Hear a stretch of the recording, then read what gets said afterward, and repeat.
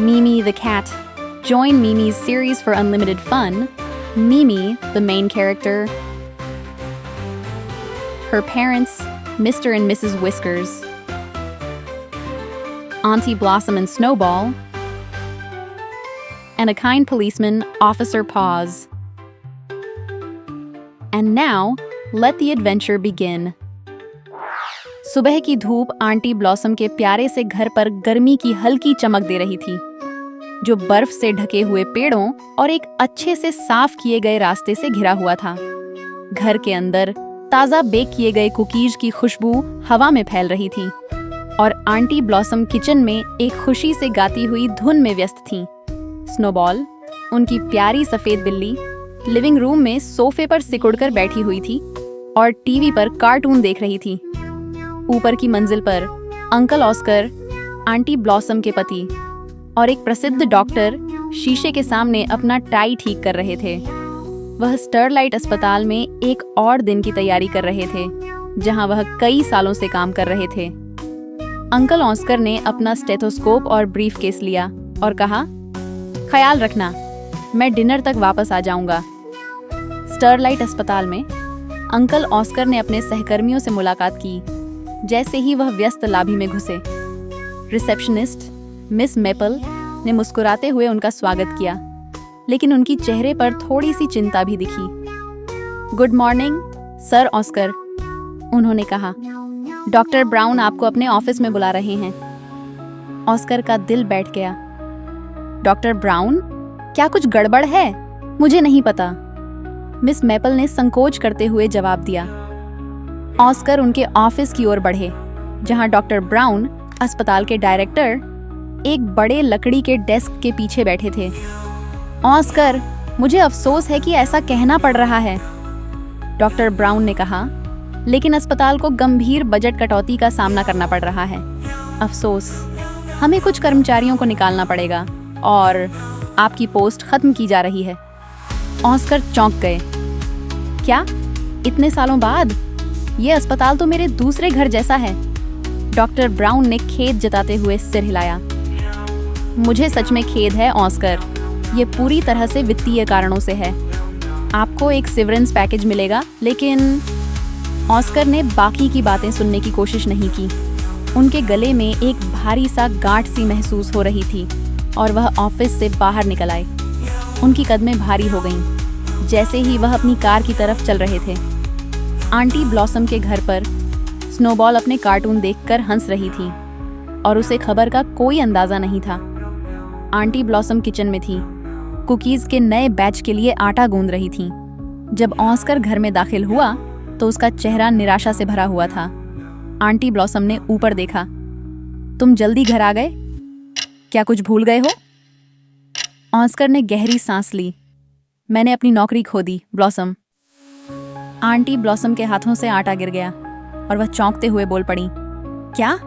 लेकिन क्यों? क्या हुआ? ऑस्कर ने पूरी स्थिति को समझाया, जबकि स्नोबॉल ने शो को रोक दिया। उसे भी माहौल में बदलाव का एहसास हुआ। आंटी ब्लॉसम बैठ गईं। उनका हमेशा खुशमिजाज स्वभाव अब चिंता से बदल चुका था।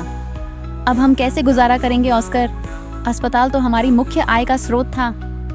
हम कुछ न कुछ तो हल निकाल लेंगे, ऑस्कर ने कहा, कोशिश करते हुए कि वह आशावादी दिखे, लेकिन उसकी आवाज में अनिश्चितता साफ महसूस हो रही थी। विस्कर्स के घर पर मिसेस विस्कर्स ने अभी अभी किचन साफ किया था।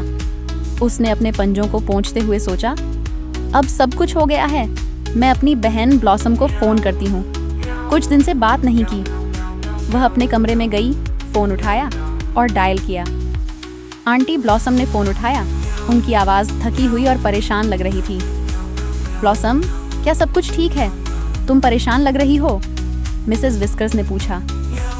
आंटी ब्लॉसम ने सब कुछ बताया। मिसेस विस्कर्स ने तुरंत जवाब दिया, तुम चिंता मत करो, मैं अभी आ रही हूँ। फ़ोन रखा और वह जल्दी से नीचे की ओर दौड़ पड़ी। मिमी अपने टैबलेट पर यूट्यूब देख रही थी। मिसेस विस्कर्स ने पास आकर कहा, मिमी, हम आंटी ब्लॉसम के घर जा रहे हैं। मुझे उनके साथ कुछ ज़रूरी बात करनी है। क्या सब कुछ ठीक है? मिमी ने टैबलेट को किनारे रखते हुए पूछा। रास्ते में समझाऊंगी, मिसेस विस्कर्स ने कहा। आंटी ब्लॉसम के घर पर स्नोबॉल अब एक कोने में बैठी थी और वह चिंतित नजर आ रही थी। मिमी अपनी माँ के साथ अंदर आई और तुरंत अपनी कजिन के पास गई। स्नोबॉल, तुम ठीक हो? मिमी ने धीरे से पूछा। स्नोबॉल ने ऊपर देखा। उसकी बड़ी नीली आंखों में अनिश्चितता थी। पापा ने अपनी नौकरी खो दी, अब हम क्या करेंगे? मिमी ने उसे गले लगा लिया। चिंता मत करो स्नोबॉल, मेरी मामा और मैं यहाँ हैं मदद करने के लिए। हम मिलकर कुछ न कुछ हल निकाल लेंगे। इस बीच मिसेस विस्कर्स अपनी बहन को सांत्वना दे रही थी। ब्लॉसम, हम इसे पार कर लेंगे। ऑस्कर इतना टैलेंटेड है, इसमें कोई शक नहीं कि वह जल्दी ही दूसरी नौकरी पालेगा। ब्लॉसम ने अपने आंसू पोंछते हुए कहा, थैंक यू फॉर कमिंग। ये मेरे लिए बहुत मायने रखता है। शाम को मिस्टर विस्कर्स काम से घर लौटे और देखा कि घर बंद है तो उन्होंने मिसेस विस्कर्स को कॉल किया। सब कहाँ हैं? उन्होंने पूछा। हम ब्लॉसम के घर पर हैं। ऑस्कर ने अपनी नौकरी खो दी और हम उनकी मदद कर रहे हैं ताकि वह कुछ हल निकाल सकें। मैं आ रहा हूँ, मिस्टर विस्कर्स ने कहा। आंटी ब्लॉसम के लिविंग रूम में परिवार इकट्ठा हो रहा था और ऑस्कर की मदद के लिए विचार मंथन चल रहा था। तभी मिमी अचानक कूद पड़ी। मुझे पता है, उसने उत्साहित होकर कहा। सभी ने उसकी ओर देखा। क्या पता है मिमी? आंटी ब्लॉसम ने पूछा। क्या हो अगर हम अतिरिक्त कमरे को एक छोटे से क्लिनिक में बदल दें? अंकल ऑस्कर यहीं घर पर मरीजों को देख सकते हैं। बड़े लोग एक दूसरे को हैरान होकर देखने लगे। क्लिनिक? घर पर? आंटी ब्लॉसम ने संदेह से कहा। हाँ, पापा हमेशा कहते हैं कि अंकल ऑस्कर इस शहर के सबसे अच्छे डॉक्टर हैं। लोग उनके पास आएंगे चाहे वह कहीं भी हों, मिमी ने उत्साहित होकर समझाया। ऑस्कर हल्की मुस्कान के साथ बोले, ये एक प्यारी सी आइडिया है मिमी, लेकिन क्लिनिक खोलना कोई छोटी बात नहीं है। हमें इस काम को करने दो, मिमी ने आत्मविश्वास से कहा। हम सब मिलकर काम करेंगे। अगले दिन परिवार ने काम में जुटना शुरू किया। अतिरिक्त कमरे को साफ किया गया और स्नोबॉल ने मिमी के साथ उसे खुशहाल पोस्टर और साइन से सजाया। मिसेस विस्कर्स और आंटी ब्लॉसम ने शहर में लोगों से बात की और पड़ोसियों को नए क्लिनिक के बारे में बताया। ऑस्कर ने अपनी पुरानी मेडिकल सप्लाई एटिक से निकाली और मिस्टर विस्कर्स ने कुछ पुराने लकड़ी से एक छोटा रिसेप्शन डेस्क बनाया। क्लिनिक लगभग तैयार था और परिवार ग्रैंड ओपनिंग के लिए उत्साहित था। पोस्टर बनाने के दौरान स्नोबॉल ने आंटी ब्लॉसम की मदद की। सभी के लिए एक होम क्लिनिक, स्नोबॉल ने बड़े मोटे अक्षरों में पोस्टर पर लिखा। परफेक्ट, आंटी ब्लॉसम ने कहा, बिना ये जाने कि शब्दों में थोड़ी सी भ्रम की संभावना हो सकती थी। ओपनिंग डे पर परिवार अपने पहले मरीज का इंतजार कर रहा था, लेकिन आश्चर्यजनक रूप से पड़ोसी अपने पालतू जानवरों के साथ आने लगे। डॉग्स, बर्ड्स और यहाँ तक के टर्टल भी। ऑस्कर ने चकित होकर पूछा, हर कोई जानवर क्यों ले आया है? मिमी को जल्द ही समस्या का एहसास हो गया। उसने एक पर्चा उठाया और जोर से पढ़ा, एक होम क्लिनिक सभी के लिए। ओह नहीं, उन्हें लगा होगा कि इसमें पालतू जानवर भी शामिल हैं। आंटी ब्लॉसम ने चौंकते हुए कहा, ओह, यह वह संदेश नहीं था जो हम देना चाहते थे। फिर जो हुआ वह एक मजेदार घटनाओं की श्रृंखला थी। जब अंकल ऑस्कर ने हर आगंतुक को शांति से समझाया कि वह सिर्फ इंसानों का इलाज करते हैं, जानवरों का नहीं। हालांकि इस भ्रम के बावजूद पड़ोसियों ने हंसी मजाक में इसे हल किया और सही संदेश फैलाने का वादा किया।